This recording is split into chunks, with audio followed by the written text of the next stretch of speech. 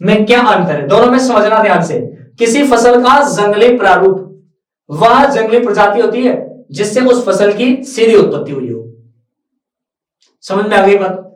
जंगली प्रारूप किसको कहेंगे? ऐसी फसल की प्रजाति जिससे उस फसल की क्या हुई हो, उत्पत्ति हुई हो, उसको हम कहेंगे जंगली प्रारूप। जंगली संबंधी का क्या मतलब है? उन सभी प्रजातियों को कहते हैं जो फसल प्रजाति की जैविक विकास के दौरान पूर्वज प्रजाति रही हो। ध्यान से समझना। यदि मान लो आपके पास में डायरेक्ट क्या हो गई,